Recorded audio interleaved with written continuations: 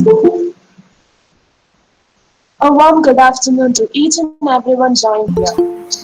I'm greatly privileged to welcome you all to today's webinar on the world beyond Earth, organized by the Research Department of Physics, Christian College, Chengannur, Department of Physics, University of Kerala. This lecture is a part of Professor G. Aruda's Memorial Webinar Series. God speaks in silence to the heart. Let's begin our webinar with a silent prayer.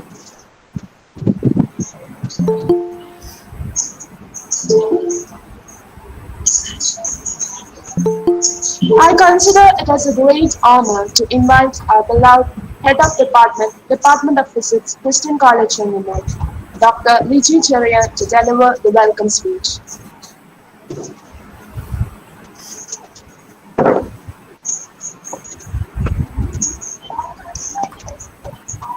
Good afternoon, all. I take this as a very personal privilege and a great honor indeed that I could be here as an organizer of the 7th lecture of the Memorial Webinar Series for none other than my own teacher, Professor G. Arudas.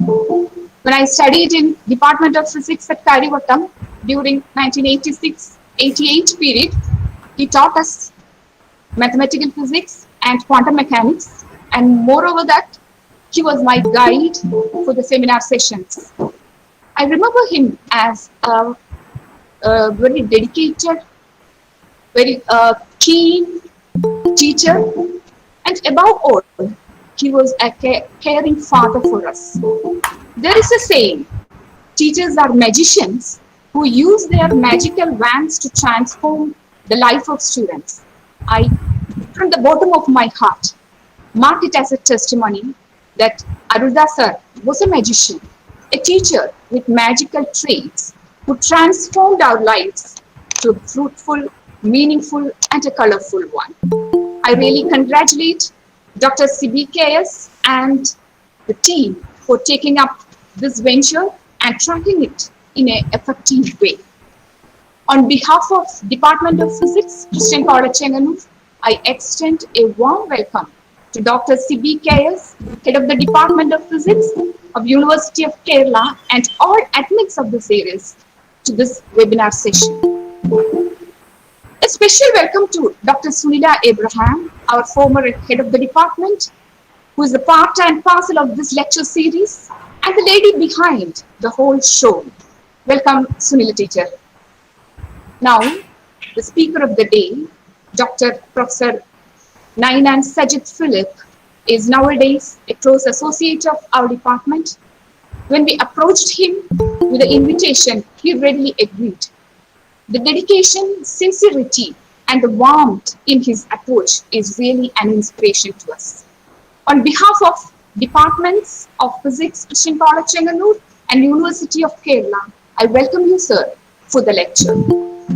Now, I would like to welcome all the teachers, students, research scholars, and my colleagues and our fraternity of Christian College, Chengannur, and all who are participating from far and near to this webinar. Once again, a warm welcome to you all and have a nice time. Thank you.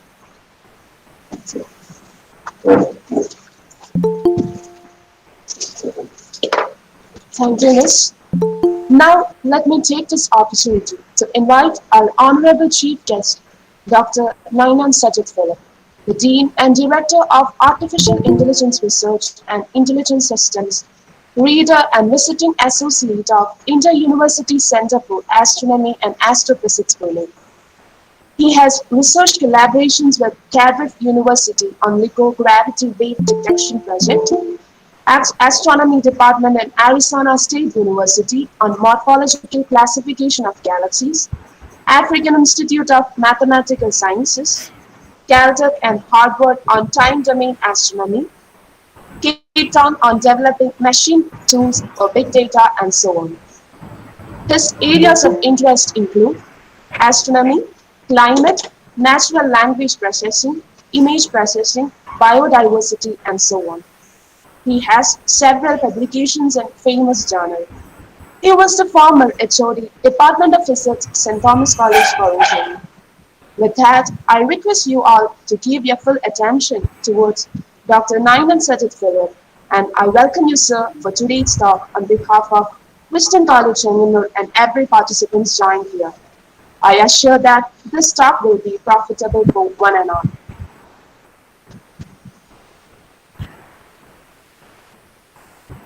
Thank you very much. I hope I'm audible. It's also a privilege for me to be on this meeting because Arundha sir was my examiner when I was doing my MSc Physics. So I take this as an honor and a privilege to be in this meeting and to share with you some of my thoughts and some of the introductory aspects relating to astronomy and astrophysics. I'll make this talk very elementary because many of you, as I understand, has not been involved in any astronomy activities. So this will be an introductory talk. I'll try to make it a story if it is possible. So let's start. So the world beyond Earth is just an introduction where I'll introduce you to some of the exciting observations outside our planet Earth. And I must give credit to all the images and the videos that I show here to the respective creators of them, mostly NASA, ESO, and many others. So I hope that we can begin, and because I want you to focus on my presentation alone, I'll just switch off my video and move to the screen themselves. Can all of you see my screen? I hope yes. Yes, sir. Yes. Okay. So let's begin. This is a night sky, a typical night sky. And it looks marvelous to everyone. It has fascinated Homo sapiens from time immemorial. The caveman might have remained whole night on top of the rock of his cave and marveled at the jewels shining in the dark sky. He then saw patterns in them, much like the patterns of objects that he see or has seen on the surface of Earth, like the bear, the hunter, the shepherd, the serpent, or the scorpion. He used these identities to recognize them as they rise and set in the sky. Eventually, he realized that they appear along with the rain and the snow, that he could easily correlate their appearance with the seasons. This helped him to make intelligent decisions on when to introduce his crops, or when to give, or when he is going to face a drought, when it is going to rain, etc. He realized that the seasons come along with the constellations periodically and are predictable. This is one of the major observations he could make by looking at the stars in the sky. Of course, he believed that Earth is the center of everything, with the stars fixed in a sphere around him in the heaven. The sun and the stars all go around him, rising in the east and setting in the west. However, he realized that when the sun rises, when it comes up in the sky, the glory of the stars, even that of the moon, dims out. This made him think that the sun is all powerful in the heavens, and that the position of the sun is what decides the climate and everything on this planet.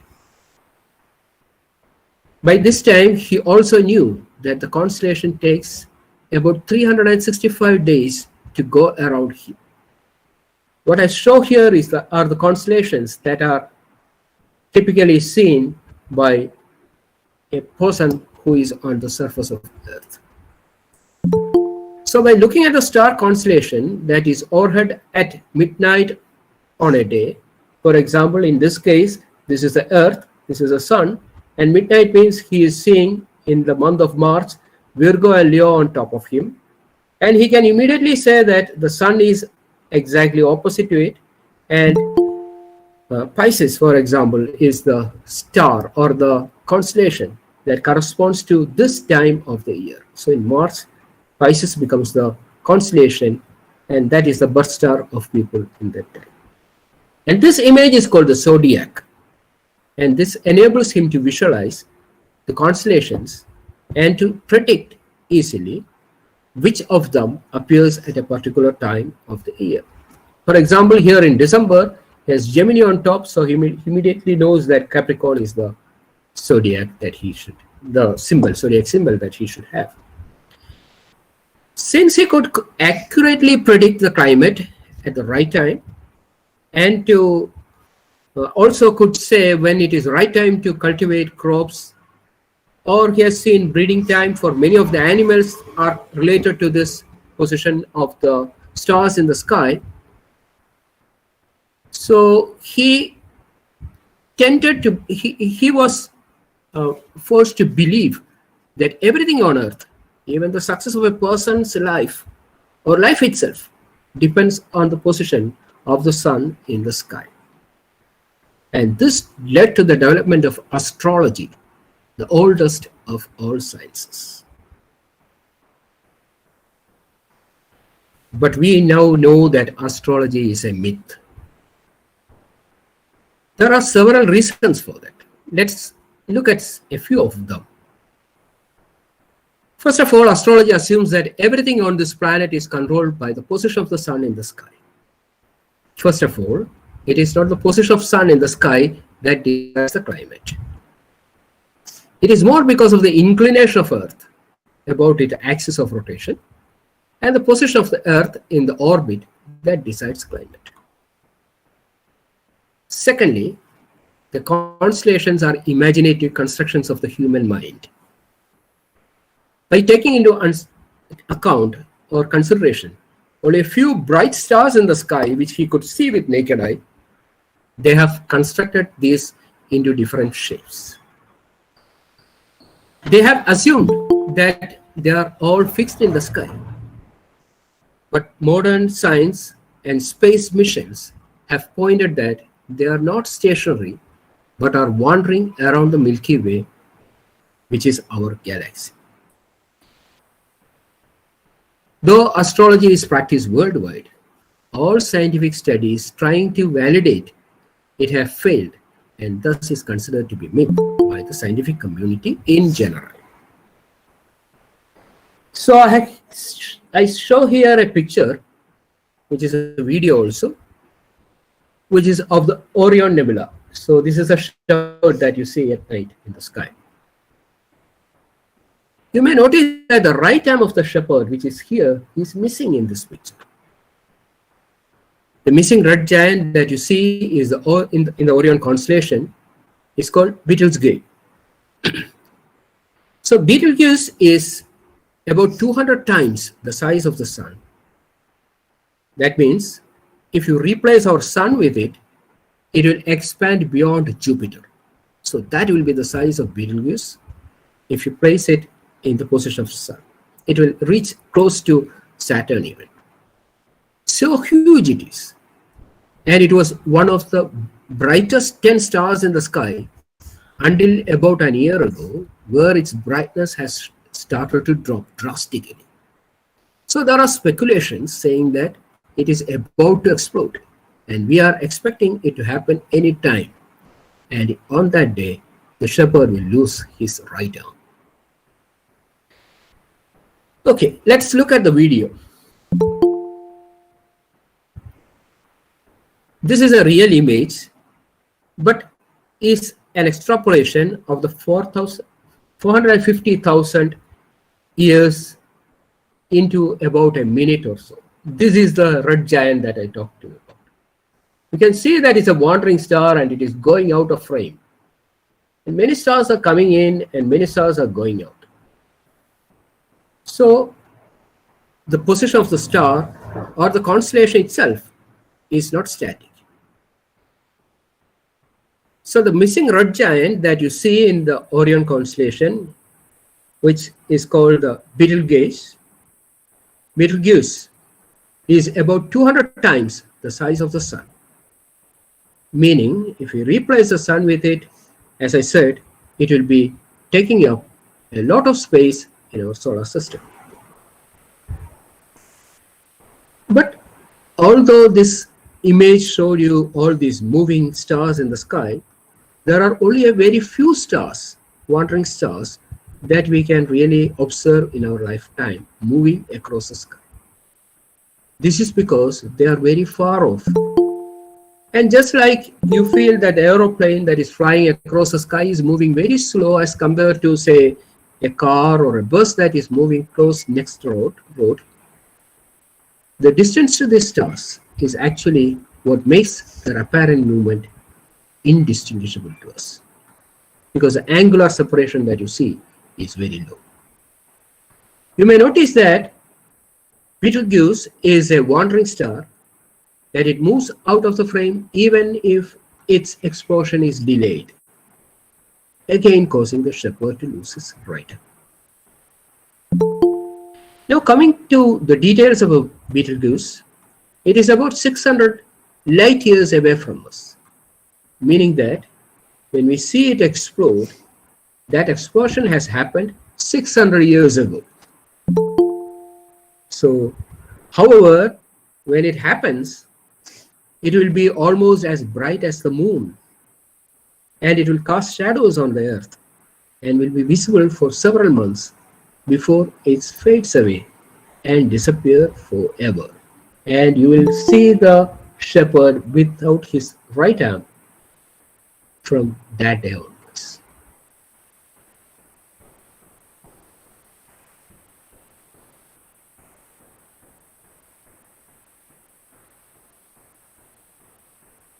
Okay, let us move on. And for example, in the previous video, you were shown the images taken from space. And this space missions and space age has contributed a lot to our understanding about the world outside. So let us start from there.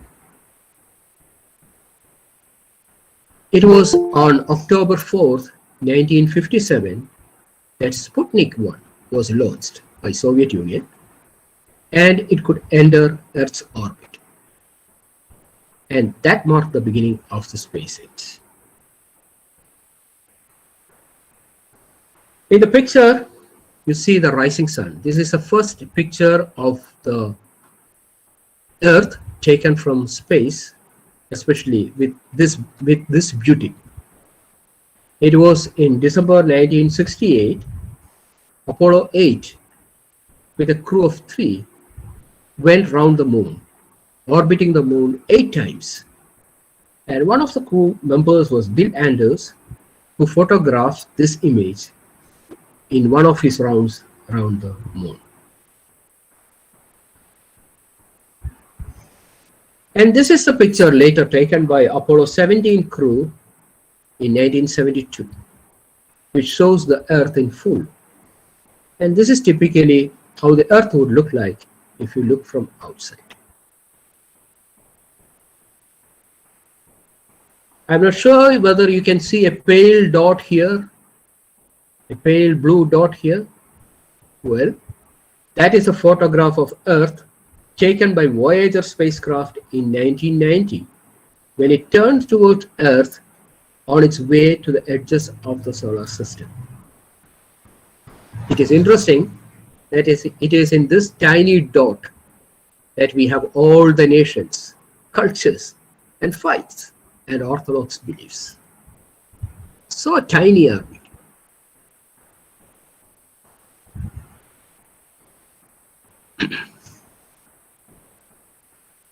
Now, if we compare ourselves with the rest of the planets in our solar system, this is how we compare. Jupiter, which is shown here, is about 11 times that size of Earth. Saturn is 9 times the size of Earth. And if you look at the Sun, for example, it is about 110 times the size of Earth. So again, we see that we are a tiny planet, and It is here that we make our lives. To put things in a better perspective, in this image, I show the sun and the planets in the solar system. Do you see a tiny spot here? A blue spot? That is our Earth.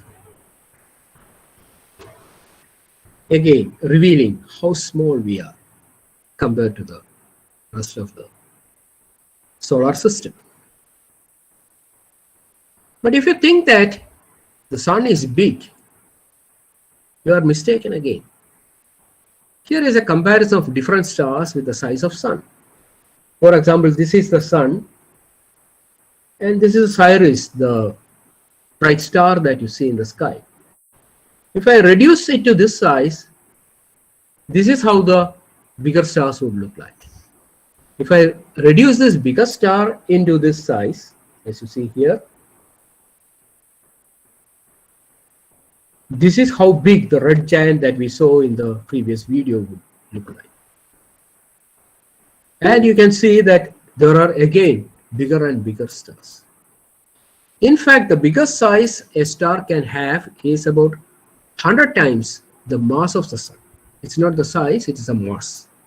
So the highest mass a star can have is a maximum of 100 times the mass of sun.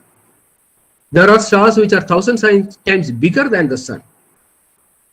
We'll come to that later. But the mass is about 100 times that is possible. Because if the mass is greater than 100 times the mass of the sun, then the gravitational force will be strong, so strong that the sun will, the star will collapse due to gravity into a black hole. And the smallest size of a star is about 8%.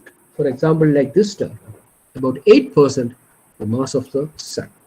If the mass is less than that, like in the case of Jupiter, although it is gas of hydrogen, it cannot be a star because the mass is not sufficient for nuclear reaction to start, a nuclear fusion reaction to start. Well, if you ask me which is the biggest star that we have in our galaxy, Milky Way Galaxy, it is a UY Scuti. If you take Scuti and draw a small box here, zoom in, and put a dot on that also, that is the size of our sun. So you find that it is about 1,708 times the size of the sun. It is at a distance of about 5,219 light years. And compared to UY Scuti, our sun is only 0.5% of it. So small. Okay. Now this picture again shows a relative size of different stars. And this is the biggest star that I told you about. And you can see that even Betelgeuse, which we saw earlier, is only this much in size. And this is, you can't see a point here. It's a single pixel. That is the size of sun. So tiny, so small. Well, before we go to other stars and planets, let us try to understand a little more about our nearest star, the sun. This image of the sun was taken on 30th November 2020. So that is what the number here represents. That means just 3 days ago. You can see the sunspots. These are sunspots. And this is the photosphere, which is the visible sphere, from where the visible light comes to us. If you zoom into this sunspot area, you can clearly see the dark spots. Sunspots are so big that you can have an Earth pass through it without any difficulty. So big they are, so huge. They are so big in the sizes. This picture was taken by the Solar Hemispheric observatory, which is called the SOHO, that is observing the sun 24/7 and the whole year. So SOHO can observe the sun in different bands or wavelength filters, and when viewed through the X-ray band, it looks totally different. It looks like this. This is the same image. The sunspot is here, and the only difference is that here it is the X-ray band. You notice that the dark spots have now become very bright here. If you recollect, the sun's radiations are stronger when there are more sunspots. This explains why. The sunspots are regions from where invisible high energy, like X-rays here, are released from the sun. Because there is no visible light coming from there, they look black or dark in the visible region. With our naked eyes, they look like black dots. Galileo saw them. How they are formed remained a mystery for astronomers for a very long time. But now we know how. We'll come to that later. If you look at the magnetic field in this region, which is called a magnetogram, in the same time of the day, you'll find that wherever there were sunspots, there are dark and bright regions. So this tells us that sunspots and magnetic fields are related. So the question now is, how are they related? Well, the sun is a hot ball of gas. Mostly 92% of it is composed of hydrogen and 7% is helium. And it has 98% of the mass of the entire solar system. So it's a huge, massive and giant-sized star. Due to the high temperature inside the sun, the elements are all ionized and are moving at high velocities. In the sun, the neutrons and the protons combine to form helium nucleus and release energy. And this reaction is called fusion reaction. The nuclear fusion reaction produces huge explosions inside the sun, as you can see here. It is held intact by the force of gravity. While the inner temperature of the sun could be billions of degrees, it remains its outer temperature almost constant at 6,000 degrees, which you see as a photosphere through the convection current, which takes place here and exchange heats from outside of the solar system to the from inside of the solar system to the outside at a constant rate, which is why the sun remains stable and looks stable to us. The sun has a lifetime of about 10 billion years, and it has spent almost half of its lifetime already, which means that there is a remaining 5 million or 4.5 million years for the sun to live. Afterwards, it will become a red giant, consume our Earth, and also will later shrink down to form a white dwarf.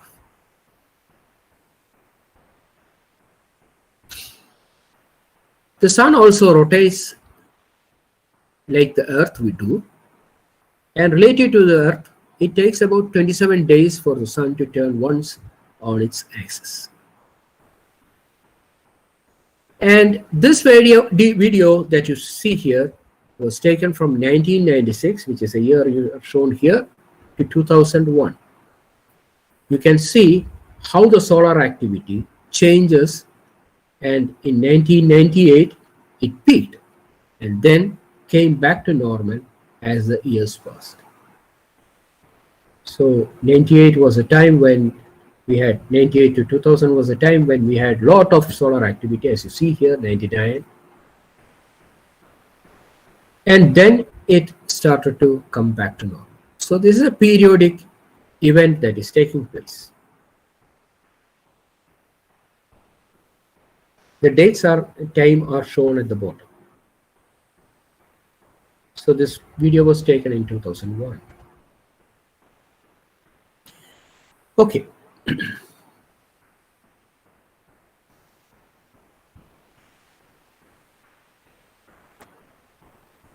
In fact, this periodicity of the sun takes about 11 years, and that is known as the solar cycle. And we have been systematically observing this activity of the sun for about 100 years now. And you can see how the activity in the sun as it appears to us on Earth changed in a period of 11 years. And this has been happening for all these 5 billion years. And it's more or less stable with small variation fluctuations. Here the activity looked very high, here the activity looked very low.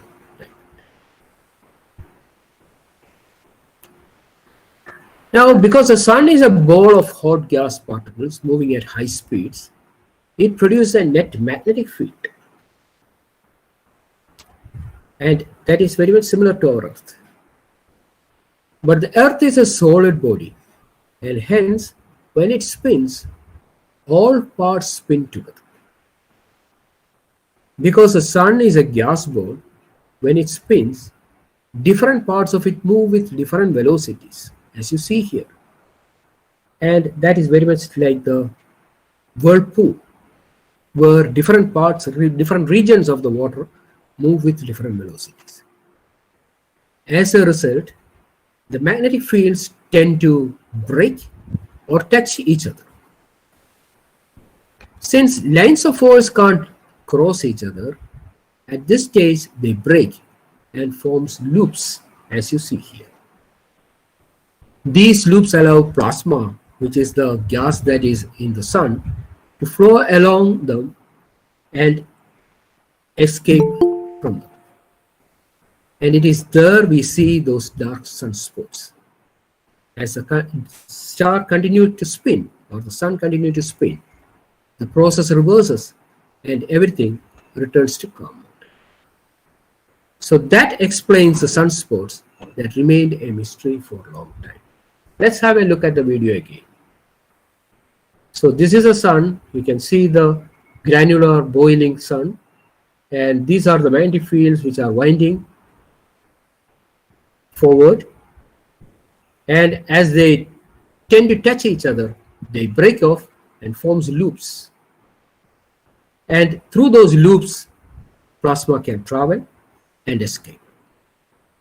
And after some time the same loops vanishes and the sun comes back to its normal state. So this is what happens. This is a video that was taken by Soho, which shows the plasma that moves with a magnetic field in the loops. These loops are so large that several tens of X, for example, about 30 to 38 Earths can pass through it without any difficulty. So huge they are. And it is usually called the prominence.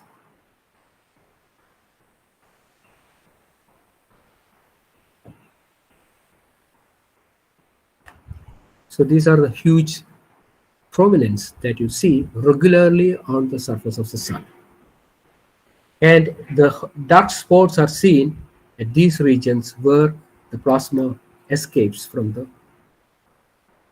sun.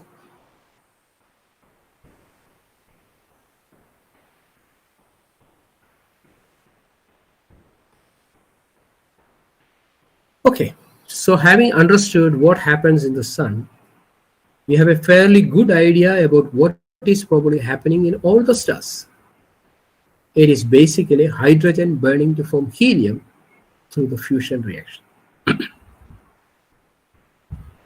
In its lifetime, a star spends 90% of its time burning hydrogen. And that is what is shown as the main sequence here. This diagram has on its one axis the surface temperature or the absolute brightness of the star, and on the other axis the luminosity, the brightness seen by the star. This is the temperature and this is the luminosity of the star, brightness of the absolute brightness of the star. And you can see that there are a set of stars which form a straight line, and this is called the main sequence stars. All of them are burning hydrogen. The highly massive stars, like for example the Betelgeuse that we told about, is here, which means that it is a red giant.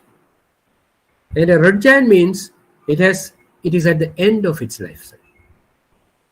A star which is like the Betelgeuse would explode, and depending upon how much matter is remaining after the explosion, it may become a neutron star or a black hole. But a star as small as the sun, which is here, will become a white dwarf and will come here. So it all depends upon the mass, the initial mass of the star, its future. And that's what Chaturashara limit was all about. And you know about it.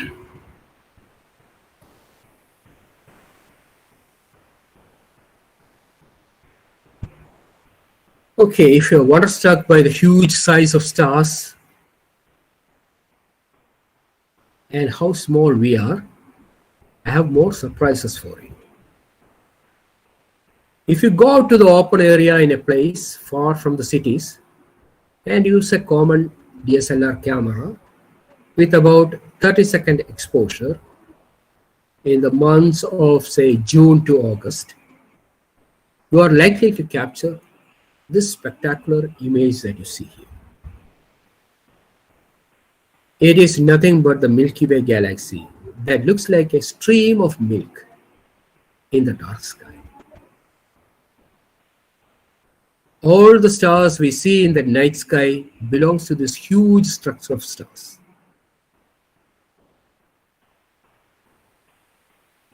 And what you see at the center is the interstellar dust. The center of the galaxy is far inside this dusty region, and astronomers for long have been puzzled about what is treasured inside it. This huge structure is made up of 10 raised to 11 stars, meaning if you put 10 followed by 11 zeros, that is the number of stars in the structure. And our sun is a very small star, like one of the small pecks that you see here. So huge is the star, is the galaxy. And if you take the biggest star that I showed you, which is about 1,700 times the size of the sun, that star, if you assume that our sun is of the size of the head of an ant that you see around you, that star will be about 1.7 or 2 meters in size compared to that.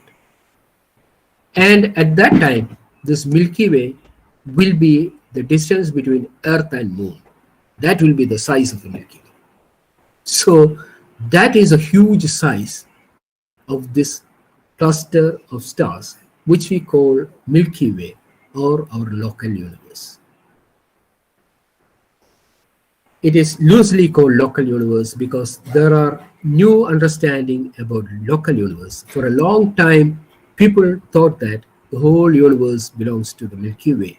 And whatever small patches they saw, they called them special objects with special names. For example, the Messier objects, M objects they were called. They were written with M31, for example, was the number given for the Andromeda Galaxy, which is another structure close to us. We'll come to that later. Well, as I said, if you think that the Milky Way is a universe, you are wrong. In fact, that was what astronomers all thought until Hubble the scientist, showed that the tiny patch of light that was known for some time, like a trail of smoke in the Milky Way Galaxy, is another galaxy like the Milky Way. It is called the Andromeda Galaxy. So this is the Andromeda Galaxy, which appeared like a tiny speck of smoke in the sky. Because of the World War and the lights were off, Hubble was able to pick up some region in this bright galaxy, some stars in this, and was able to show that this is far, far away from our own galaxy. In fact, this is not the closest galaxy we have. We have dwarf galaxies much closer than this. About 25,000 light years from us, we have the Canis Major dwarf galaxy. But Andromeda is the disk galaxy, or the spiral galaxy, which is closest to us. Our Milky Way is also a spiral galaxy. And it is about 30,000 light years from us, which means that if a beam of light starts from one of these stars, it takes 30,000 years for it to reach us. And that is at the speed of light. And as you know, nothing can travel faster than the speed of light, at least based on what we know today. It is not easy for us to see anything that is happening there in real time. Now, Andromeda is not the only galaxy. Astronomers were able to find the distance to stars and galaxies by measuring the redshift, the light from them produce. The image shows the Milky Way along the diagonal here. Is the Milky Way. And the Milky Way looks big because it is close to us. If you stand on the terrace of your house and look at the sky, the stars look much smaller than the white terrace that you are standing on. Same effect is here. Each dot that you see here, in each of them, are 100 times bigger than the Milky Way and are very far from us. Each of them is a separate galaxy which is bigger than the galaxy we live in, the Milky Way. And if you can count them, that is the number of galaxies we know today. So imagine, we are a tiny dot as compared to a single star in this Milky Way. And this is the huge number of stars and galaxies that are known to us today. So tiny, tiny, tiny are we. This realization is good, always, even from a philosophical sense. All right, before getting lost to the vast and deep mysteries of the universe, let us take a look at our own Milky Way galaxy. For decades, astronomers have been wondering what is hidden in the dusty castle at the center of our own galaxy. But when they could find what is at the center of the galaxy, this is how it looked like. So many bleeding stars were there. Because dust is opaque to visible light, it is not possible to see the center of the galaxy using ordinary telescopes. So when the 10-meter Keck telescope came into existence, they were able to see the center of the galaxy using infrared radiation. Infrared is the heat radiation. And you know that our entire sky is filled with hot radiations, infrared radiations. So it is as hard as looking at the stars while the sun is up in the sky. But with dedicated efforts, they were able to see the stars at the center of our galaxy for the first time. And they observed that these stars are moving around a bright star which is situated somewhere here, and it is situated somewhere here and is called Sagittarius A. It is at a distance of about 26,000 light years from us. Now we know Kepler's laws and many laws that are governing the motion of planets around the sun and other things, and they were able to estimate based on these loops in which the stars were going around it, and this was able to go around the star in a period of about 10 years. So they were able to compute the mass of the star that is here, and to their surprise, they found that it is about 4 million times the mass of the sun. And that is a massive black hole at the center of our own galaxy. So we have a black hole at the center of our own galaxy. And it was for this confirmatory result, or the detection of this particular star as the black hole, that Reinhard Genest of Max Planck and Andrea Ghez of Caltech were awarded the Nobel Prize in 2020.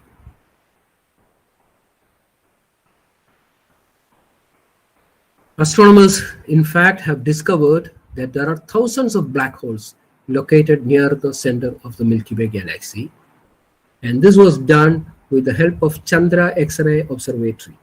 You know, Chandra was an Indian astronomer, and in honor of him, there is an observatory that runs in space that is able to capture X-ray images. And with that X-ray observatory, astronomers detected a few thousand black holes in this region. And the black hole boundary that is formed in this region have typically black holes with masses 30 times the mass of our sun. And they all exist in a region which is less than or almost equal to 3 light years. You know that the distance to the nearest star we have is about 4 light years. So even at a smaller range, in a smaller region, we have thousands of black holes which are all clustered together. And there is strong theoretical foundation which says this is to be expected. We won't go into those details, but just to tell you, black hole is nothing to be feared. It is right here in the middle of our own galaxy. And in fact, if you are able to shrink our sun into the size of a small pebble that you can hold in your hand, it will become a black hole. Black hole only means that its density is so high that even light, when it enters it, the gravity there will hold light within it. So our sun can become a black hole, although it won't become a black hole because you cannot shrink it to that size.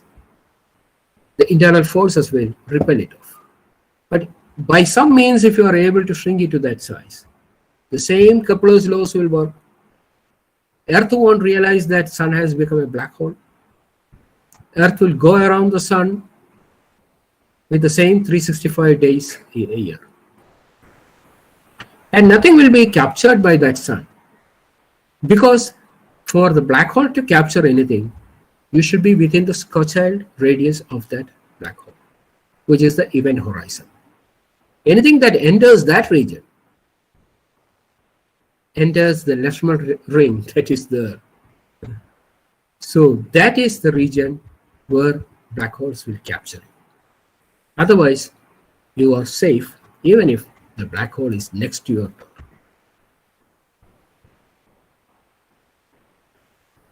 Now, there are innumerable galaxies in our universe. there are about 50 galaxies which are our immediate neighbors, and that is called the local group. And Andromeda Galaxy, which we saw before, is just one of our nearest spiral galaxies. We are in fact part of an even larger group of galaxies called the Virgo supercluster. So if you still, so the supercluster, Virgo supercluster, if you still think that this is a big universe, and if you compare the observable universe with the Virgo supercluster that I mentioned, this is the location of the Virgo cluster. It has become a point now. And this is the size of the observable universe that you see, which is about 93 billion light years. And you can see all these clusters around it.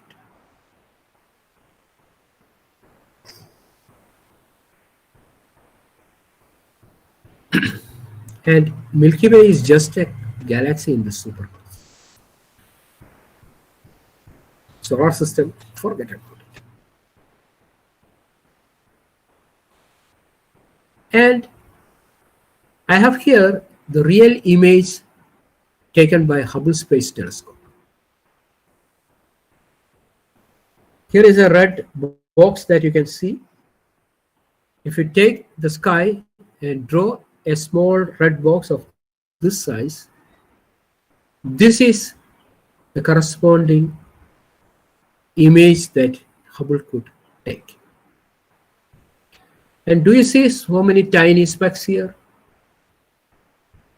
Each of them is a galaxy, and most of them are much bigger than our Milky Way galaxy. So vast and wide is the universe.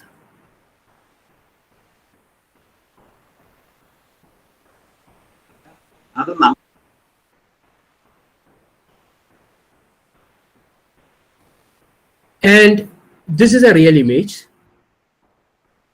This is a real distribution of about 1.5 million galaxies around the Milky Way galaxy, as observed by the two mass near infrared sun. You may notice voids, which means blank regions, and filament structures here. All are the fine art produced by gravity.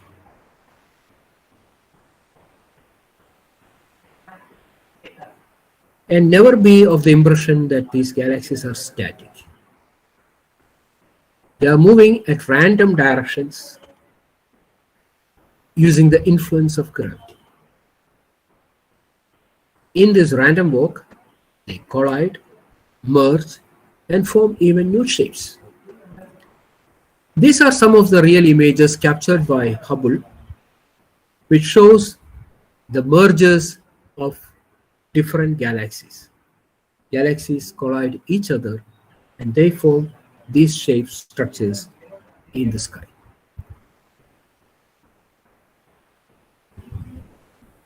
Let's come back to our Milky Way galaxy. The center of our Milky Way has a bar structure, as you see here. You see a bar structure. And these are the arms. And our sun is somewhere in one of these arms. So this is the Milky Way galaxy. Bars are formed when galaxies collide with each other. That means our Milky Way galaxy also had a history of collisions. It is not a virgin galaxy anymore.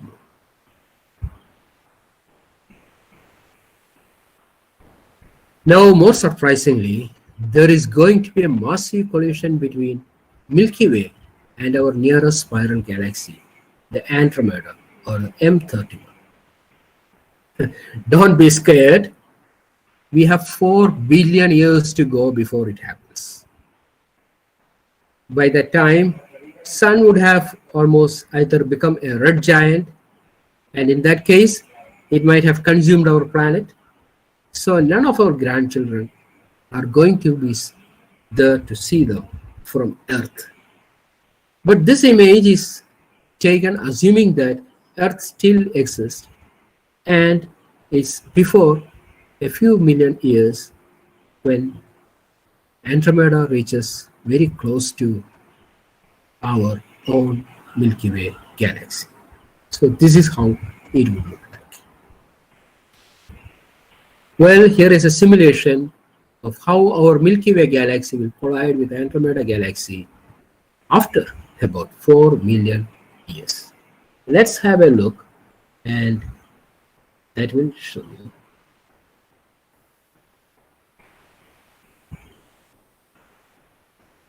So this is a Milky Way Galaxy. Now the Andromeda is very far from us down here, but slowly they will be pulled together by the force of gravity, and they will come closer and stretch out.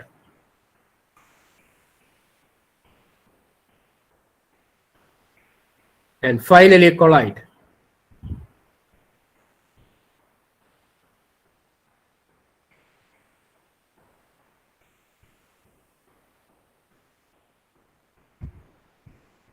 And marry each other to form a giant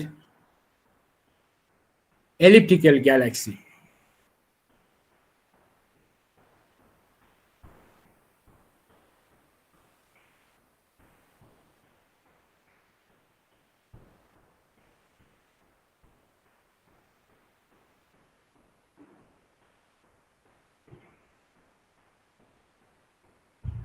But how do we know that this is going to happen?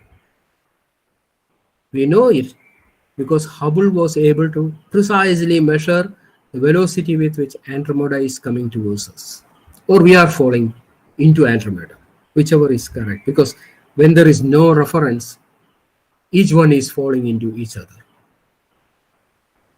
And after about 4 billion years, not million, billion years, they will collide each other and form a huge elliptical galaxy, as you saw here. And I just want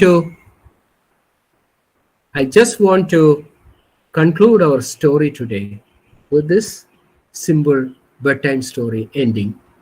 We are having united, waiting for billions of years in love, which is binded by gravity. They unite and live happily ever after. Thank you. It's 3:30 p.m. Let's go grab a glass of water. And why don't you go wash your hands?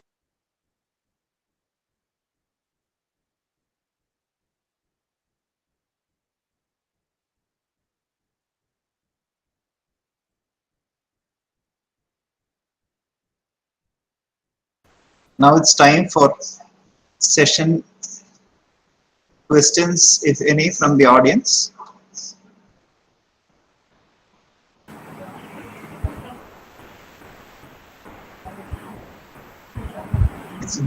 It's discussion time. If there are any questions. In between, I saw a raised hand, but I think it was an accident. But if there are any questions from the audience, you can come forward.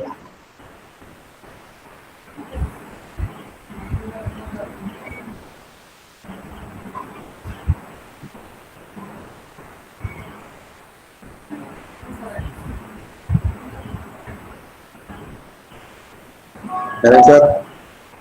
Sibiana, sir. Yes. Sibiana. Yes, sir. Yeah. Sir, nice to meet you. Excellent talk. ഞാൻ ആദ്യമായിട്ടാണ് സാറിന്റെ talk കേൾക്കുന്നത്. നമ്മുടെ സാറിന്റെ പരിപാടിയിൽ sir join ചെയ്തതിൽ വളരെ സന്തോഷം. കുറേയധികം കുട്ടികൾ പല പല കോളേജിലുള്ള കുട്ടികളൊക്കെ ഇതിൻ്റെ അകത്തുണ്ട്. സാറിന്റെ ആ ഇൻട്രൊഡക്ടറിയിൽ പറഞ്ഞു സാർ ആർട്ടിഫിഷ്യൽ ഇന്റലിജൻസും അതുപോലെ അതും ഒരു പാഷൻ ആണെന്ന് മനസ്സിലാവും. അപ്പൊ അതിനെ കുറിച്ചും കൂടെ സാറിന്റെ ആ ഒരു കാര്യം കൂടെ ഒന്ന് അറിയാൻ കുറച്ചൊരു കൗതുകം സാറൊന്ന് ഷെയർ ചെയ്യാൻ പറ്റുമോ? അത് എങ്ങനെയാണ് സാർ അതുമായിട്ട്? തീർച്ചയായിട്ടും.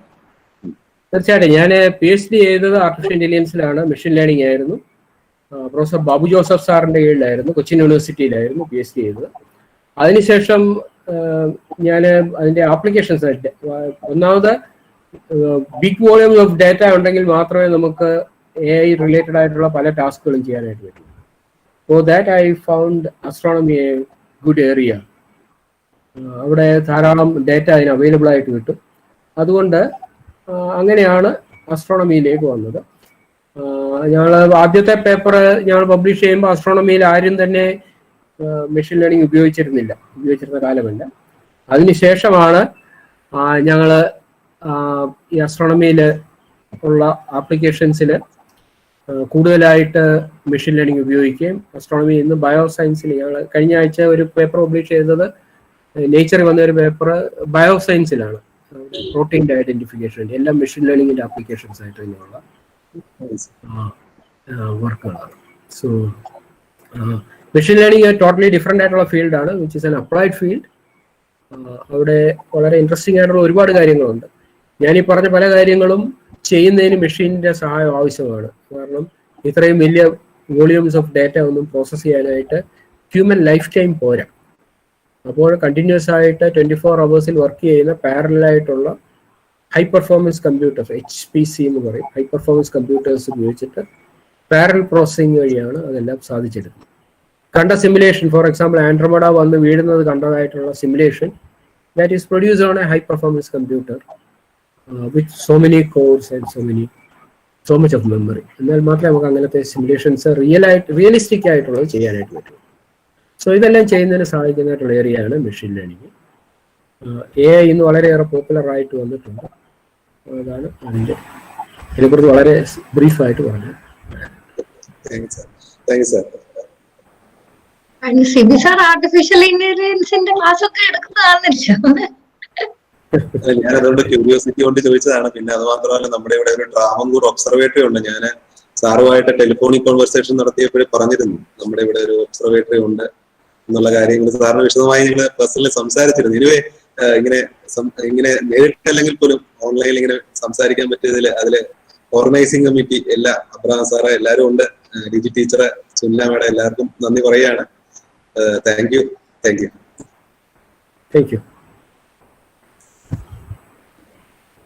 There's a question in the chat box. Abraham sir. Okay. Yes, അതെ ഇസ്ര, ചാറ്റിൽ ഒരു ക്വസ്റ്റ്യൻ ഉണ്ടായിരുന്നു. Sir, is Earth shortly drifting inward or outward from the Sun in its elliptical orbit? That's a question by Ninan Vineet George. സാറേ കേൾക്കാമോ? കേൾക്കാം. അത് എർത്തിന്റെ മാത്രമല്ല എല്ലാ ഇതിന്റെയും മൂവ്മെന്റിനകത്ത് വ്യത്യാസങ്ങൾ ചെറുതായിട്ടുണ്ടാവും. അതിന്റെ കാരണം എന്നാണെന്ന് ചോദിച്ചു കഴിഞ്ഞാൽ it's called a many body problem എന്ന് പറഞ്ഞു കഴിഞ്ഞാൽ എർത്ത് എന്ന് പറയുന്നത് എർത്തും സൂര്യനും മാത്രമല്ല ചുറ്റിക്കറങ്ങിക്കൊണ്ടിരിക്കുന്നത്. മൂണ് ഫോർ എക്സാമ്പിൾ എർത്തിന് ചുറ്റും കറങ്ങുന്നുണ്ട്. അതുകൊണ്ടാണ് നമുക്ക് ഈ ടൈഡ്സ് ഉണ്ടാകുന്നത്. അത് തമ്മിലുണ്ടാകുന്നതായിട്ടുള്ള ബാലൻസിലാണ്. മറ്റ് പ്ലാനറ്റ്സുകൾക്കൊക്കെയും എർത്തിന് ഇൻഫ്ലുവൻസ് ഉണ്ട്.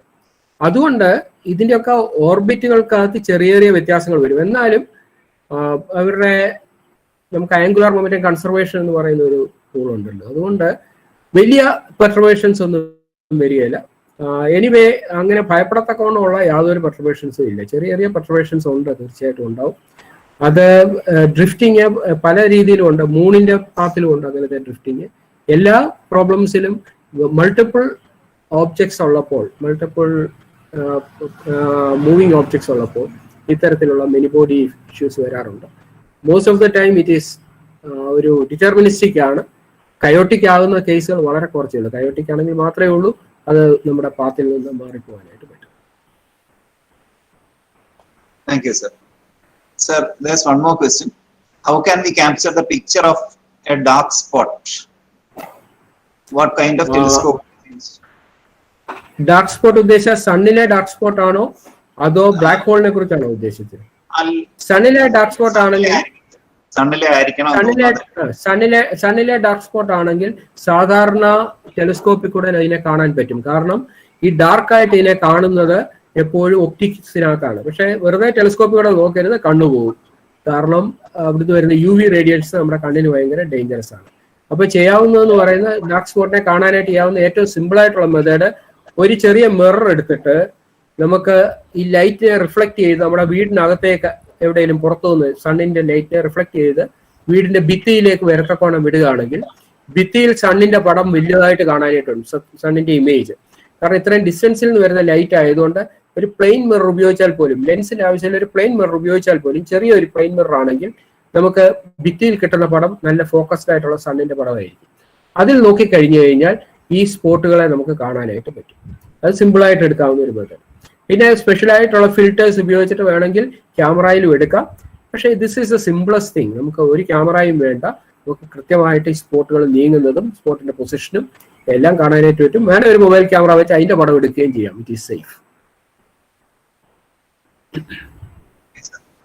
സാറേ, ചാറ്റിൽ 2 ക്വസ്റ്റ്യൻ കൂടെ ഉണ്ടായിരുന്നു.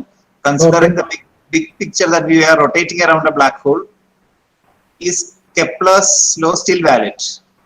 കെപ്ലേഴ്സ് ലോ വാലിഡ് ആണ്. പക്ഷെങ്കിൽ ഒരു കാര്യം ഓർക്കണം, കെപ്ലേഴ്സ് ലോ എന്ന് പറയുന്നത് പെർട്ടർബേഷൻസ് ഒന്നും ഇല്ലാത്ത കേസുകളിലും അതുപോലെ തന്നെ ഹൈലി മാസീവ്, ഇവിടെ ബ്ലാക്ക് ഹോൾ പോലത്തെ മാസീവായിട്ടുള്ള ഓബ്ജക്റ്റിന്റെ കേസിലും അല്ല ഉണ്ടാക്കിയിട്ടുള്ളത്.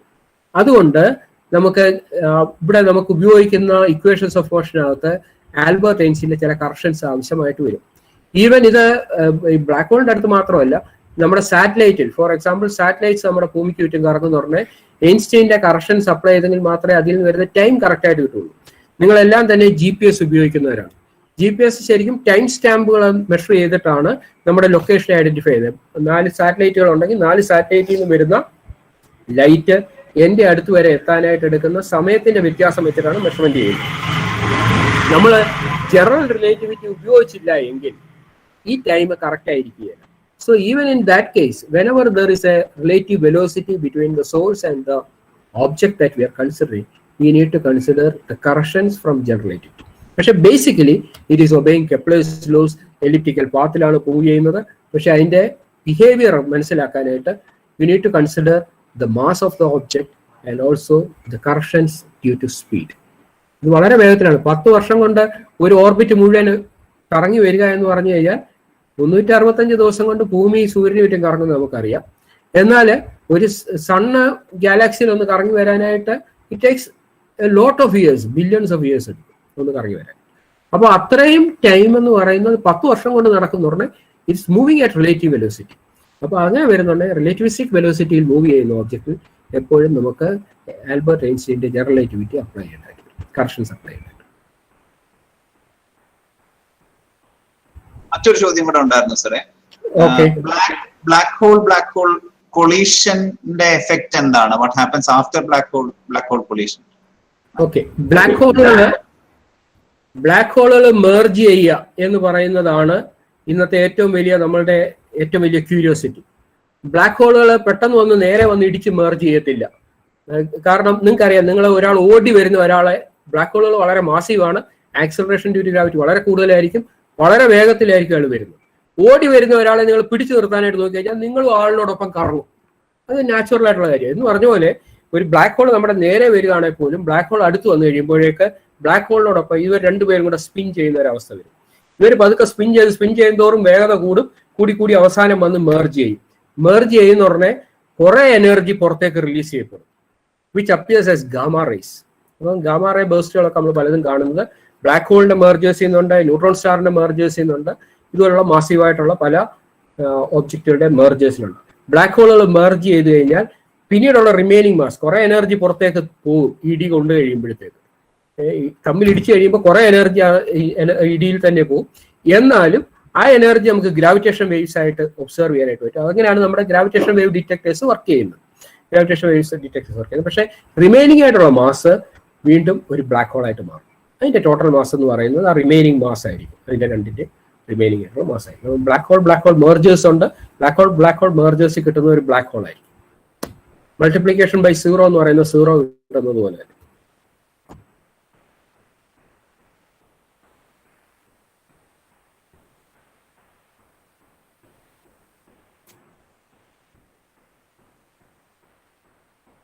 ഒരു ക്വസ്റ്റ്യൻ കൂടെ ഉണ്ടെന്ന് തോന്നുന്നില്ലേ? ക്വസ്റ്റ്യൻ ഉണ്ടല്ലോ, 2 കൂടെ ഉണ്ട്. Okay. Sir, does the gravitational effect of black holes influence the stability of the planets? Black hole ഞാൻ നേരത്തെ പറഞ്ഞു, ബ്ലാക്ക് ഹോളിന്റെ ഇഫക്റ്റ് എന്ന് പറയുന്ന ഒരു സണ്ണിന്റെ അല്ലെങ്കിൽ സ്റ്റാറിന്റെ ഇഫക്റ്റിനോട് സിമിലർ ആണ്. ഒറ്റ വ്യത്യാസം മാത്രമേ ഉള്ളൂ, അതിന്റെ മാസ് കൂടുതലായതുകൊണ്ട് ഗ്രാവിറ്റേഷൻ ഫുള്ള് കൂടുതലായിരിക്കും. ആ ഇൻഫ്ലുവൻസ് തീർച്ചയായിട്ടും ഉണ്ടാവും. സ്പേസ് ടൈമിൽ ഒരു കർവച്ചർ ഉണ്ടായിരിക്കും. അതുകൊണ്ടുണ്ടാകുന്നതായിട്ടുള്ള ലെൻസിങ് എന്ന് പറയുന്ന ചില ഇഫക്റ്റുകളൊക്കെ നമുക്കുണ്ടാവും. അതിലോട്ടൊന്നും ഞാൻ പോയില്ല. അങ്ങനെയുള്ള എഫക്റ്റുകളൊക്കെ നമുക്കുണ്ടാവും. അതുപോലെ തന്നെ ബ്ലാക്ക് ഹോളിന്റെ പ്രസൻസ് കൊണ്ട് ഉണ്ടാകുന്നതിനുള്ള ഡിസ്റ്റർബൻസ് ഞാൻ നേരത്തെ പറഞ്ഞു. മെനി ബോഡി പ്രോബ്ലം എന്ന് പറഞ്ഞിടത്ത് ജൂപ്പിറ്റർ ഉള്ളത് കൊണ്ട് നമുക്ക് ഒത്തിരി ഡിസ്റ്റർബൻസ് ഉണ്ട്. നമ്മൾ അതിനോട് അടുത്തോട്ട് പോകുന്ന പറഞ്ഞാൽ നമുക്ക് സണ്ണിന്റെയും ജൂപ്പിറ്ററിന്റെ ഇൻഫ്ലുവൻസ് വരും, അല്ലെ സാറ്റേണിന്റെ ഇൻഫ്ലുവൻസ് വരും. അങ്ങനെയൊക്കെയുള്ള ഇൻഫ്ലുവൻസുകൾ നമുക്ക് ഉണ്ടാകുന്നത് പോലെ ബ്ലാക്ക് ഹോളിന്റെ ഗ്രാവിറ്റി കൊണ്ടുള്ള ഇൻഫ്ലുവൻസ് ഉണ്ടാവും. അല്ലാത്ത വേറെ പേടിക്കത്തക്കവണ്ണമുള്ള ഒരു ഇൻഫ്ലുവൻസും ഉണ്ടാകത്തില്ല. Unless you land up in the region which is called event horizon. അതിനുള്ളിൽ ചെന്ന് കഴിഞ്ഞു കഴിഞ്ഞാൽ ബ്ലാക്ക് ഹോളിന്റെ അതിൽ നിന്ന് ലൈറ്റിന് പോലും പുറത്തു വരാൻ പറ്റില്ല. അപ്പം നമുക്ക് ഒട്ടും പുറത്തു വരാനായിട്ട് പറ്റില്ല.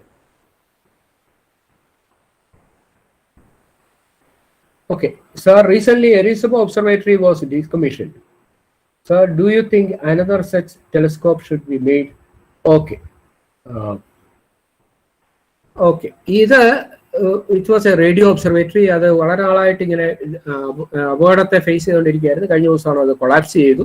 ഇനി നമുക്ക് റേഡിയോ ഒബ്സർവേഷൻസ് അവിടെ പറ്റിയില്ല. പക്ഷേ ഇപ്പോൾ നമ്മൾ ചെയ്തുകൊണ്ടിരിക്കുന്നതായിട്ടുള്ള സോൾട്ട് എന്ന് പറയുന്ന ഒരു ഫെസിലിറ്റി ഉണ്ട്. അതുപോലെ തന്നെ SK എന്ന് പറയും, സോൾട്ട് അല്ല, SKS, south African square kilometre array, SK എന്ന് പറയുന്ന ഒരു ഫെസിലിറ്റി ഉണ്ട്. ഈ സ്ക്വയർ കിലോമീറ്റർ അറേ ഫെസിലിറ്റിയുടെ പ്രത്യേകത എന്ന് പറയുന്നത് ഇത് റേഡിയോ വേവ്സിനെ ഒബ്സർവ് ചെയ്യുന്നതാണ്. അതിന്റെ കമ്മീഷനിങ് നടന്നുകൊണ്ടിരിക്കുന്നേ ഉള്ളൂ.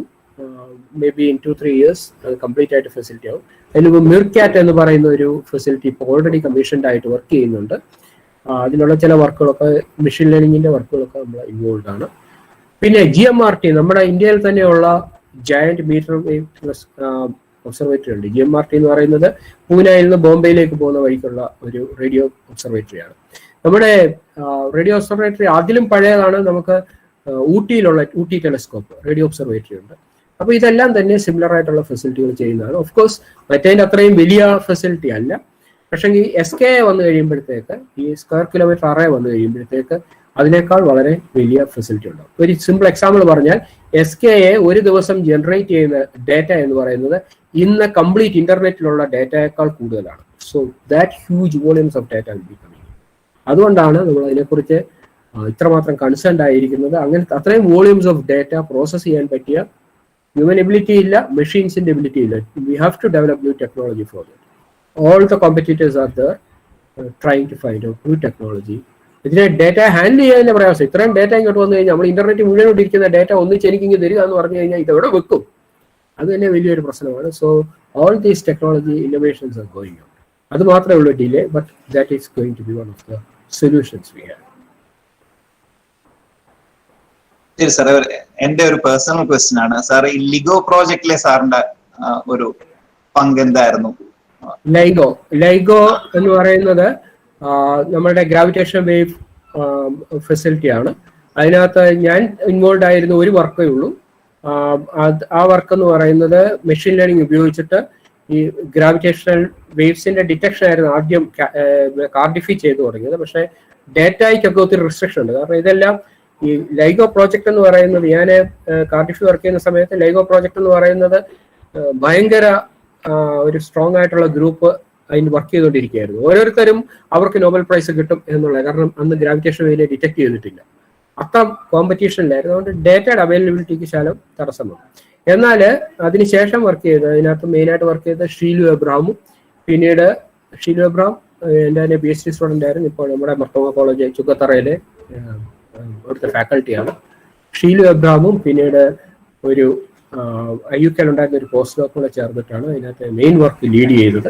അവിടെ മെഷീൻ ലേണിംഗ് ഉപയോഗിച്ചിട്ട് ഈ ഗ്രാവിറ്റേഷൻ വേവ്സിനെ ഡിറ്റക്ട് ചെയ്യുന്ന സമയത്ത് നമ്മൾ നേരത്തെ പറഞ്ഞു ബ്ലാക്ക് ഹോൾ മെർജ് ചെയ്തിട്ട് ഉണ്ടാകുന്ന വേവിന്റെ ഗ്രാവിറ്റേഷൻ വേവിനെയാണ് നമുക്ക് ഡിറ്റക്ട് ചെയ്യേണ്ടത്. വേവിനെ അങ്ങനെ കാണാനായിട്ട് പറ്റിയല്ല, കാരണം ഗ്രാവിറ്റേഷൻ വേവ്സിനെ ഡയറക്റ്റ് ആയിട്ട് കാണാവുന്നതല്ല. അപ്പം അതിനുവേണ്ടി ചെയ്യുന്നത് വലിയ 2 മിറേഴ്സിനെ അതിനകത്ത്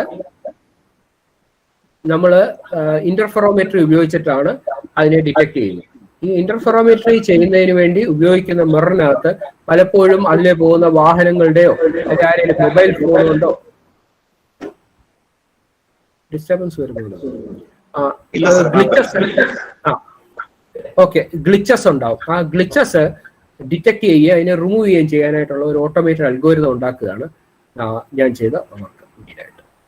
അപ്പോൾ അതായിരുന്നു അത് ആദ്യത്തെ മെഷീൻ ലേണിംഗ് ആപ്ലിക്കേഷനാണ് ലൈഗോയിൽ. അതുകൊണ്ട് അതിന് വളരെയേറെ ഇമ്പോർട്ടൻസ് കിട്ടുകയും ചെയ്യും. ശരി സാർ,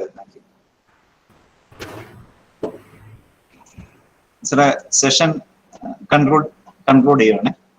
ഓക്കെ, ശരി. ഏറ്റവും ബഹുമാനപ്പെട്ട ഇന്നത്തെ മുഖ്യാതിഥി നൈനാൻ സയ്യിദ് സാറ്, ഈ മീറ്റിംഗില് അധ്യക്ഷത വഹിച്ച head of the department of physics, Christian college Chengannur, doctor Liji Cherian, ഇതിന് ഈ മീറ്റിംഗ് അറേഞ്ച് ചെയ്യാൻ പ്രത്യേക താല്പര്യമെടുത്ത ഡോക്ടർ സുനില എബ്രഹാം,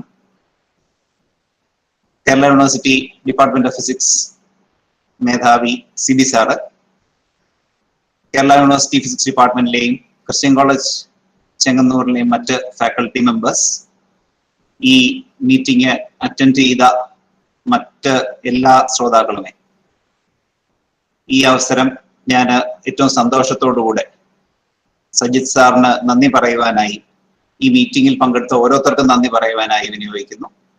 സജിത് സാറിനെ കുറിച്ച് ഇൻട്രൊഡക്ഷനിലൊക്കെ പറഞ്ഞതാണ്. എന്നാൽ എനിക്ക് ഏറ്റവും സന്തോഷം നൽകുന്നത് സാറിന്റെ അധ്യാപകനാണ്.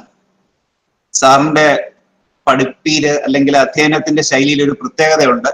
സാറ് ക്ലാസ്സിൽ വന്ന് നിങ്ങൾ ചോദ്യം ചോദിച്ചോളൂ എന്ന് പറഞ്ഞ് നിൽക്കുകയുള്ളൂ, അല്ലാതെ സാറ് നേരെ പഠിപ്പീരിലേക്ക് പ്രവേശിക്കുകയല്ല. അധികം സമയവും അതുകൊണ്ട് ഇന്ററാക്ഷൻ ആയിട്ടാണ് പോയിരുന്നത്. അപ്പൊ സാറിന്റെ ഇന്നത്തെ സെഷനും ഞാൻ അത് അങ്ങനെ തന്നെ ആകും എന്ന് എനിക്കറിയാമായിരുന്നു. സാറ് കുറച്ച് കാര്യങ്ങളെ ആദ്യം പറയുള്ളൂ, പിന്നെ എല്ലാം നമ്മുടെ ആ വിഷയത്തിലെ താല്പര്യം അനുസരിച്ചാണ് സാറ് ആ സെഷൻ ലൈവ് ആകുന്നത്.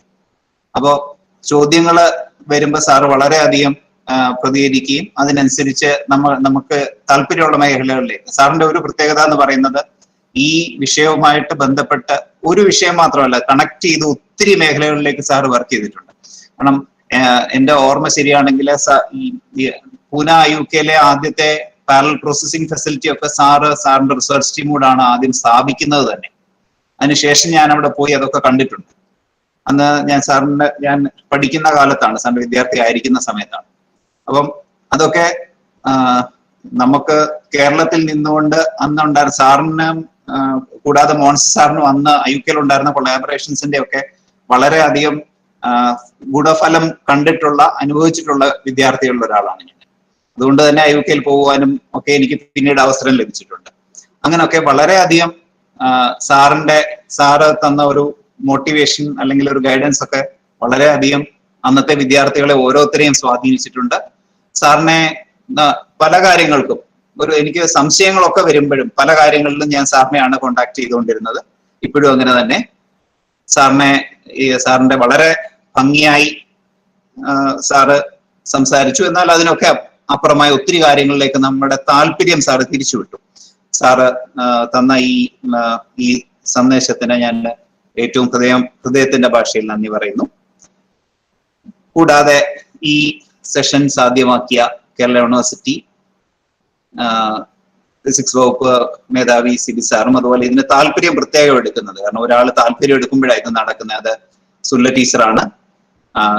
ഞങ്ങളുടെ ക്രിസ്ത്യൻ കോളേജിലെ ഫിസിക്സ് ഡിപ്പാർട്ട്മെന്റിന്റെ മുൻ മേധാവി സുല്ല ടീച്ചർ പ്രത്യേകം ടീച്ചർ ഇടപെട്ടാണ് ഈ ഒരു സെഷൻ സാധ്യമാക്കിയത്. ടീച്ചറിനോടുള്ള പ്രത്യേക സന്തോഷം ഞാൻ അത് ഇവിടെ പ്രകടിപ്പിക്കുന്നു. കൂടാതെ ലീ ടീച്ചർ, മറ്റ് അംഗങ്ങൾ, ഓരോ ഫാക്കൽറ്റി മെമ്പേഴ്സിനും, അതുപോലെ തന്നെ ഈ സെഷനിൽ പങ്കെടുത്ത എല്ലാ വിദ്യാർത്ഥികൾക്കും ഞാൻ എൻ്റെ ഹൃദയത്തിന്റെ ഭാഷയിൽ നന്ദി പറഞ്ഞുകൊണ്ട് ഞാൻ എൻ്റെ വാക്കുകൾ ഉപസംഹരിക്കുന്നു. ശരി സാർ, താങ്ക് യു. സാറേ, ഹൈസൻ സാറും ഇല്ലയോ അവിടെ?